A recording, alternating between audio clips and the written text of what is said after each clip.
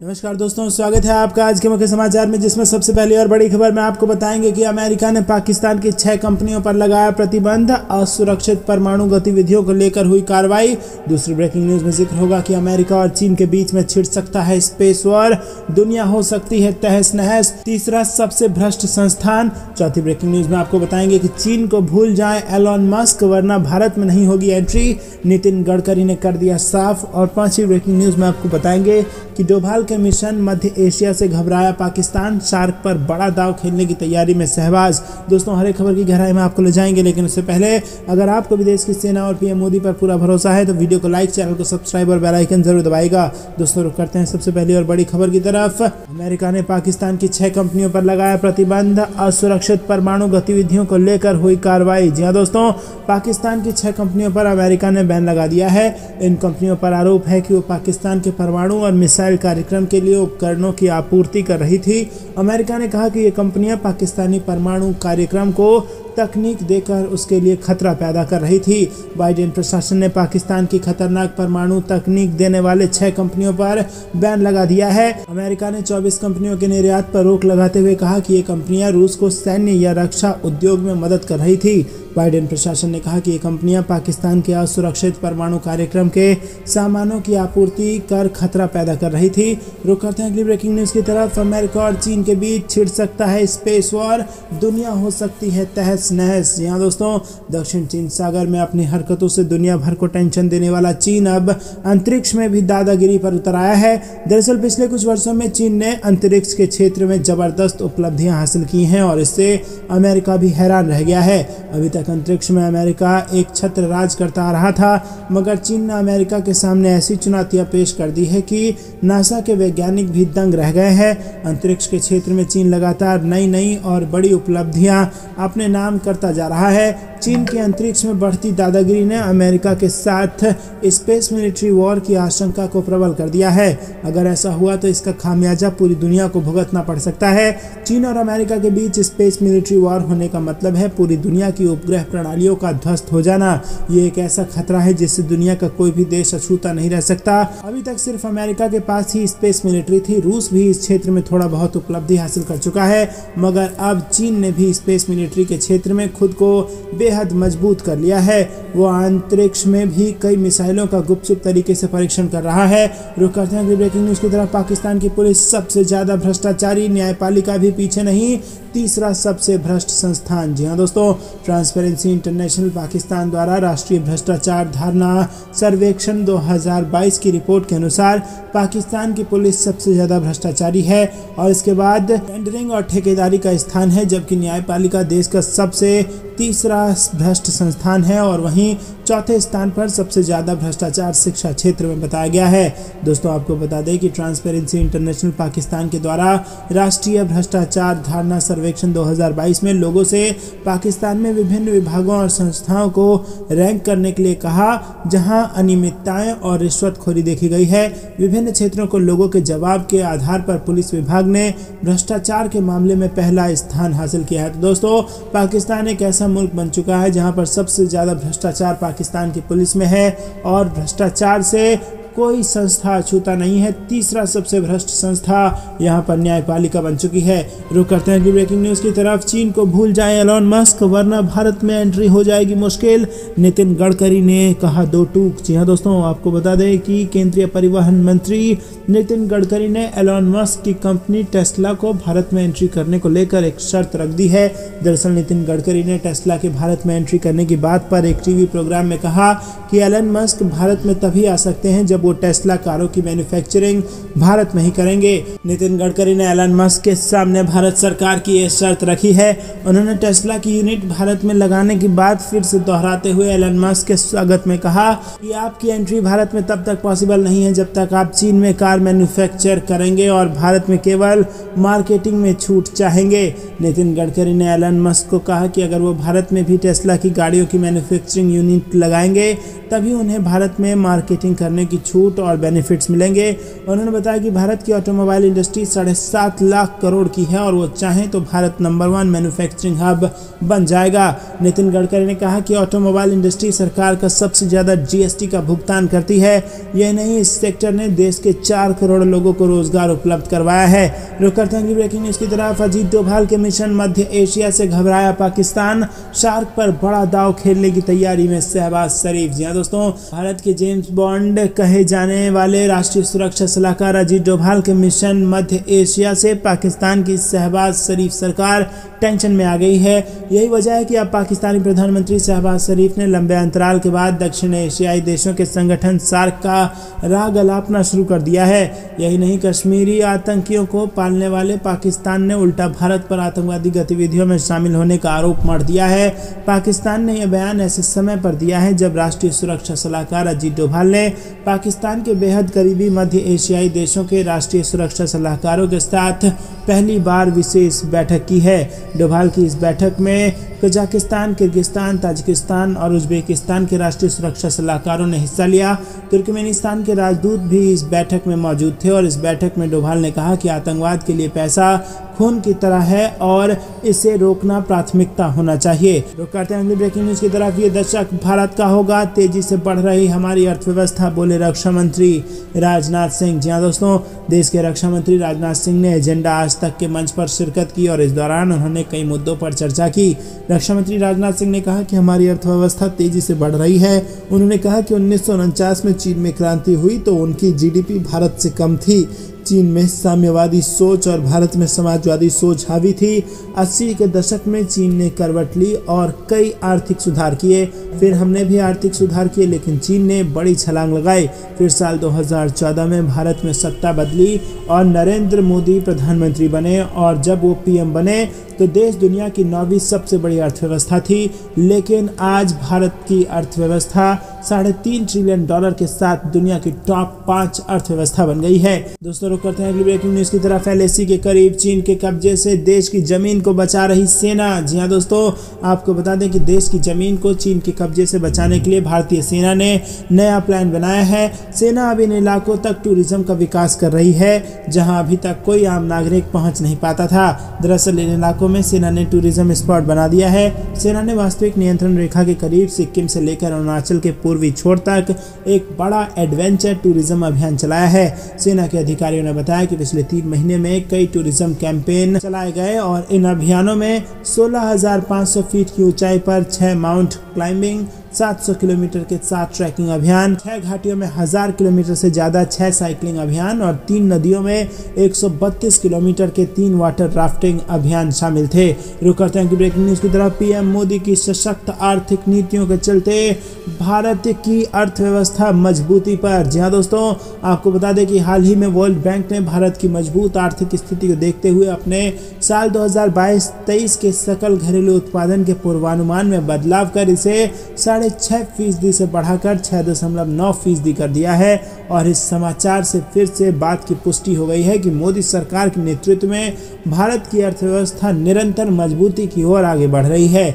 वर्ष 2014 में कार्यभार संभालने के बाद से ही पीएम मोदी ने भारत की अर्थव्यवस्था को मजबूती देने और इसे नई दिशा देने की दृष्टि से कई अहम कदम उठाए। और अगर हम आंकड़ों पर नजर डालें तो वर्ष 2014-15 में भारत में प्रत्यक्ष विदेशी निवेश यानी कि एफडीआई जहां 45.15 बिलियन डॉलर था, वहीं 2021-22 में अब तक का सबसे ज़्यादा 84.84 बिलियन डॉलर यहाँ पर मिला है फॉरेन डायरेक्ट इन्वेस्टमेंट। रुक करते हैं अगली ब्रेकिंग न्यूज़ की तरफ। गुजरात में बीजेपी की महाजीत से निकलेगा 2024 का रास्ता। जी हाँ दोस्तों, आपको बता दें कि गुजरात में मोदी का मैजिक चला, इसकी उम्मीद और अनुमान तो पहले से ही लोगों को थी। गुजरात ने बीजेपी की झोली में उम्मीद से कहीं ज़्यादा भर दिया और अब आपको बता दें कि इसी के बाद 2024 के लोकसभा चुनाव का रास्ता भी साफ हो चुका है और ये कहीं ना कहीं बता रहा है कि मोदी मैजिक 2024 के लोकसभा चुनाव में भी कायम रहने वाला है। और इसी प्रकार के मुद्दे जिन पर गुजरात का चुनाव लड़ा गया, वही मुद्दे कहीं ना कहीं 2024 के लोकसभा चुनाव में भी हावी हो सकते हैं और इससे दोबारा बीजेपी की सरकार आनी तय है। आपको क्या कुछ लगता है कमेंट में जरूर बताइए। रुक करते हैं ब्रेकिंग न्यूज़ की तरफ। कर रहा है आतंकवाद का निर्यात, G20 की अध्यक्षता से दुनिया को जाएगा बड़ा संदेश। जी हाँ दोस्तों, उपराज्यपाल मनोज सिन्हा ने कहा कि हम शांति के लिए नए खतरों को देख रहे हैं और पड़ोसी देश द्वारा निर्यात किया जा रहा आतंकवाद उनमें से एक है। आतंकवाद के खतरे से दृढ़ता से निपटा जा रहा है। हम अपनी धरती से इसे खतरे को जड़ से खत्म करने के प्रति आश्वस्त हैं। भारत ने अगले 1 साल के लिए G20 की अध्यक्षता ग्रहण की है। हमारी सांस्कृतिक विरासत में निहित शांति, मित्रता और सहयोग का संदेश दुनिया के लिए मार्गदर्शक सिद्धांत बनना चाहिए। उपराज्यपाल वीरवार को शिक्षक भवन में डोगरा सदर सभा के मानवता के संदेश पर हुए एक सम्मेलन में बोल रहे थे। रुक करते हैं ब्रेकिंग न्यूज़ की तरफ। भारत के सुपर पावर बनने को लेकर यूएस ने दिया ऐसा बयान, चीन को लग जाएगी मिर्ची। जी हाँ दोस्तों, आपको बता दें कि भारत की ताकत दुनिया में किस रफ्तार से बढ़ रही है, ये किसी से छिपा नहीं है। व्हाइट हाउस के बड़े अधिकारी कर्ट कैम्पबेल ने गुरुवार को कहा कि भारत अमेरिका के एक सहयोगी ही नहीं बल्कि एक बड़ी ताकत बनकर उभरेगा। उन्होंने कहा कि पिछले 20 साल में भारत और अमेरिका के द्विपक्षीय संबंध जितनी तेजी से मजबूत और गहरे हुए हैं, वैसे किसी भी अन्य द्विपक्षीय संबंध के साथ नहीं हुआ है। वहीं दोस्तों, आपको बता दें कि एस्पेन सिक्योरिटी फोरम की एक बैठक में भारत के संदर्भ में किए गए एक सवाल के जवाब में उन्होंने कहा कि 21वीं सदी में भारत के साथ द्विपक्षीय संबंध अमेरिका के लिए सबसे अहम है। कैम्पबेल व्हाइट हाउस के एशिया मामलों में समन्वयक हैं और व्हाइट हाउस के शीर्ष अधिकारी ने कहा कि ये एक फैक्ट है कि मैंने पिछले 20 साल में अमेरिका और भारत जैसा कोई द्विपक्षीय संबंध नहीं देखा जो इतनी तेजी से गहरा और मजबूत हो रहा हो। उन्होंने कहा कि अमेरिका को अपनी क्षमता का और इस्तेमाल करने की जरूरत है और टेक्नोलॉजी व अन्य मुद्दों पर एक साथ काम करते हुए लोगों के बीच आपसी संपर्क कायम करने की जरूरत है। और इसी के साथ आपको बता दें कि भारत सिर्फ अमेरिका के एक सहयोगी नहीं होगा, वो एक स्वतंत्र शक्तिशाली देश बनने की इच्छा रखता है और वो एक और बड़ी ताकत बनकर उभरेगा। ये बड़ा बयान दिया गया है। रुक करते हैं कि ब्रेकिंग न्यूज़ की तरफ। भाजपा की ऐतिहासिक जीत पर दुनिया भर के मीडिया ने माना पीएम मोदी की बढ़ी लोकप्रियता। जी हाँ दोस्तों, आपको बता दें कि गुजरात चुनाव में बीजेपी को मिले प्रचंड बहुमत को अंतर्राष्ट्रीय मीडिया ने पीएम मोदी के नेतृत्व के प्रति लोगों में बढ़ती स्वीकार्यता के तौर पर देखा है। ज्यादातर रिपोर्ट और विश्लेषणों के मुताबिक मोदी के करिश्माई नेतृत्व की वजह से बीजेपी को अभूतपूर्व सफलता मिली है। उनके नेतृत्व के करिश्मे को डिकोड करते हुए माना कि विकास और हिंदुत्ववादी छवि का मिश्रण उनकी करिश्माई छवि की बुनियाद है। और बीबीसी ने लिखा कि भाजपा की जीत ने भारत में मोदी के प्रभुत्व को मजबूत किया। उन्होंने गुजरात चुनाव को खुद का जनमत संग्रह बना दिया। ब्रिटिश न्यूज़ पोर्टल इंडिपेंडेंट ने इसे 2024 के लोकसभा चुनाव से पहले प्रधानमंत्री मोदी के लिए बड़ी राहत बताया। खासतौर पर बढ़ती महंगाई और बेरोजगारी के बीच ऐसे अभूतपूर्व जन समर्थन को विकासवाद और हिंदुत्व के चमत्कारी नेतृत्व का नतीजा माना गया है। कतर के राज परिवार के स्वामित्व वाले अल जजीरा ने लिखा कि पीएम मोदी की हिंदू राष्ट्रवादी पार्टी का भारत के पश्चिमी राज्य गुजरात पर नियंत्रण बरकरार, बढ़ती लोकप्रियता हैरान करने वाली। तो दोस्तों, आपको बता दें कि प्रधानमंत्री की लोकप्रियता का ग्राफ लगातार उछाल पर है और इसने पूरी दुनिया को अब हैरान करके रख दिया है। और गुजरात में जिस ऐतिहासिक प्रचंड बहुमत की तरफ बीजेपी बढ़ी है और जिस प्रचंड बहुमत से भाजपा की जीत हुई है, उसने कईयों की नींद उड़ा दी है कि आखिरकार 27 साल तक किसी राज्य पर शासन करने के बाद ऐतिहासिक जीत कोई पार्टी इतनी जबरदस्त तरीके से कैसे कर सकती है। क्या आप को भी ऐसा लगता है कि ये मोदी मैजिक के कारण ही संभव हो पाया है? कमेंट में जरूर बताइएगा। वीडियो लाइक करना मत भूलेगा। रुक करते हैं ब्रेकिंग न्यूज़ की तरफ। तिब्बत की विस्तारवादी नीतियों का विरोध, G20 में चीन के बहिष्कार की उठ गई है मांग। जी हाँ दोस्तों, भारत तिब्बत समन्वय संघ ने गाजियाबाद के घंटाघर स्थित रामलीला मैदान में पैदल मार्च किया और रामलीला मैदान में तिब्बती मार्केट लगती है और यहाँ से मार्च निकाला गया। तिब्बती नागरिकों के मानवाधिकार की रक्षा के लिए लोग भारत के राष्ट्रीय ध्वज और तिब्बती ध्वज को एक साथ लेकर चले और इस दौरान वो दलाई लामा का चित्र हाथ में लेकर विश्व शांति का संदेश भी दे रहे थे। इस मौके पर समन्वय संघ के क्षेत्रीय अध्यक्ष संदीप त्यागी ने कहा कि चीन तिब्बती महिलाओं के मानवाधिकारों को कुचलना बंद करे।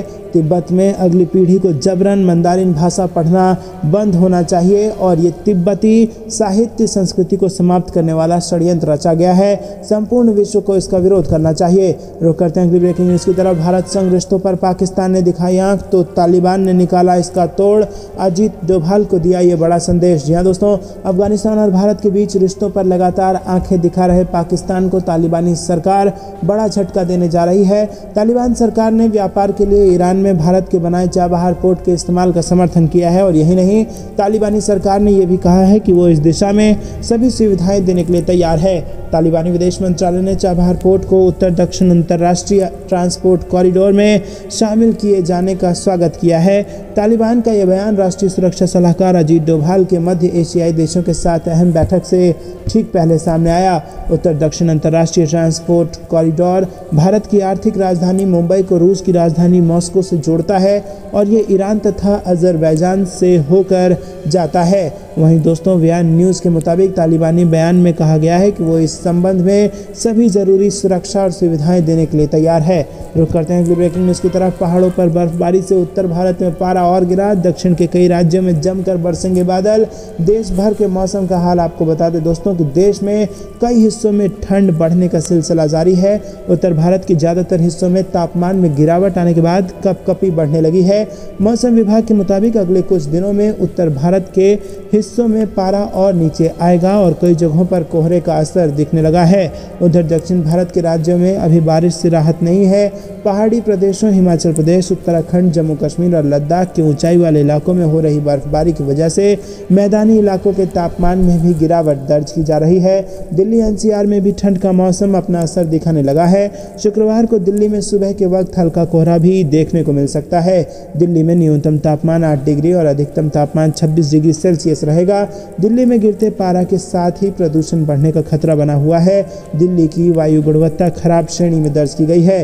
केंद्रीय प्रदूषण नियंत्रण बोर्ड के मुताबिक वायु गुणवत्ता सूचकांक 281 दर्ज किया गया है और दिल्ली और आसपास के इलाकों में अगले कुछ दिनों में तापमान और ज़्यादा गिरने की संभावना है। रुक करते हैं अगली ब्रेकिंग न्यूज़ की तरफ। गुजरात और रामपुर में कमल खिलने के बाद भाजपाइयों ने मनाया जश्न। जी हाँ दोस्तों, गुजरात विधानसभा और प्रदेश की रामपुर विधानसभा के उपचुनाव में मिली जीत के बाद भारतीय जनता पार्टी की ओर से बृहस्पतिवार की शाम को जश्न मनाया गया और इस दौरान ढोल नगाड़े की थाप पर भाजपाई जमकर थिरके। भाजपाइयों ने कहा कि अब यूपी नगर निकाय चुनाव में भी भाजपा का डंका बजेगा। बीजेपी प्रदेश सचिव अनामिका चौधरी ने कहा कि गुजरात में एक बार फिर से डबल इंजन की सरकार से विकास कार्य और तेजी से होगा। उन्होंने कहा कि चुनाव में भाजपा का प्रचंड जीत मिला है और 2024 के लोकसभा चुनाव में भी केंद्र में तीसरी बार पीएम मोदी के नेतृत्व में एक बार फिर से सरकार बनेगी। बीजेपी के वरिष्ठ नेता डॉक्टर विक्रम सिंह पटेल ने भी गुजरात और रामपुर जीत के लिए केंद्रीय एवं प्रदेश नेतृत्व को बधाई दी है। रुक करते हैं ब्रेकिंग न्यूज़ की तरफ। ग्रामीणों को बड़ी राहत, अब स्वच्छ भारत मिशन के तहत शौचालय की होगी मरम्मत। जी हाँ दोस्तों, स्वच्छ भारत मिशन के तहत अब गांव में बने शौचालयों की मरम्मत पंचायत द्वारा कराई जाएगी। यकीनन गरीबी के चलते जो लोग शौचालय की मरम्मत नहीं करा पा रहे थे उनके लिए ये राहत की खबर है।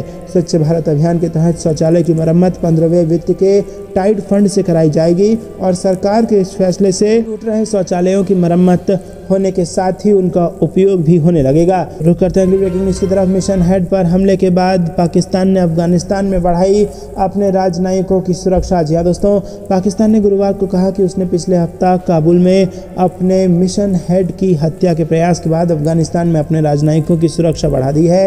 दरअसल अफगानिस्तान में पाकिस्तान के प्रभारी उबैद उर रहमान निज़ामी को शुक्रवार को अज्ञात बंदूकधारियों ने निशाना बनाया और घटना तब हुई जब वो दूतावास परिसर में टहल रहे थे, लेकिन उनकी सुरक्षा के लिए तैनात सुरक्षा गार्ड ने उन्हें बचा लिया है। दोस्तों, रुक करते हैं ब्रेकिंग न्यूज़ की तरफ। ने गिड़गिड़ाया कंगाल पाकिस्तान, मांगी $4.2 अरब की भीख। जी हाँ दोस्तों, आपको बता दें कि पाकिस्तान ने अपने विदेशी मुद्रा भंडार के काफी नीचे गिरने के बाद सऊदी अरब से तत्काल $4.2 अरब देने का अनुरोध किया है।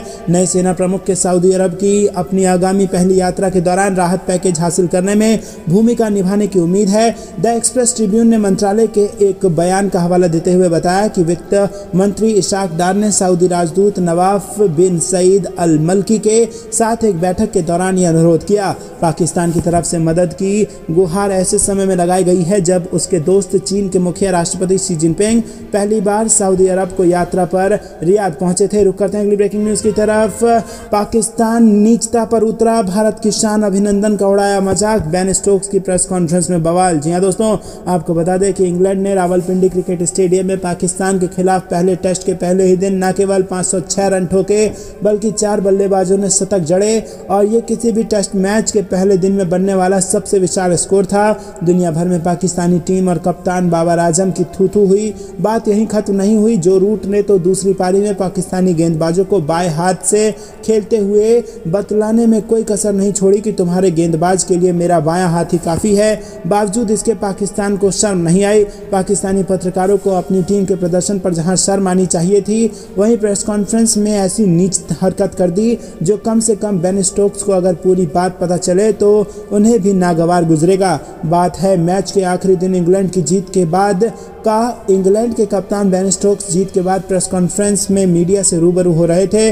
पाकिस्तानी पत्रकार इस बात से कोसों दूर कि कैसे उनकी टीम हार गई, क्या कारण रहे, इंग्लैंड ने किस तरह की प्लानिंग की थी, ऐसे सवाल पूछने के बजाय भारत की शान अभिनंदन का मजाक उड़ाया। जी हाँ दोस्तों, आपको बता दें कि पत्रकार ने बेन स्टोक्स से पूछा कि हाउ वाज द टी, और इस पूरे मामले में अनजान बेन स्टोक्स हंसते हुए सवाल को दोहराते हैं और इस पर पाकिस्तानी पत्रकार जोर जोर से ठहाके लगाने लगते हैं। इस बीच एक पत्रकार कहता है टी वॉज फैंटास्टिक। इस पर बेन स्टोक्स कहते हैं टी वॉज ब्रिलियंट। तो दोस्तों, आपको बता दें कि भारतीय वायुसेना के विंग कमांडर अभिनंदन वर्तमान से पाकिस्तान ने यही सवाल किया था और अब जब पाकिस्तान की बुरी तरह से हार हुई है उसको अपने हार पर शर्म करनी चाहिए थी, लेकिन उसने अभिनंदन का यहाँ पर मजाक उड़ा करके एक निचला स्तर फिर से पूरी दुनिया को दिखाया है और ये बता दिया है कि हार के बावजूद भी नीचता पर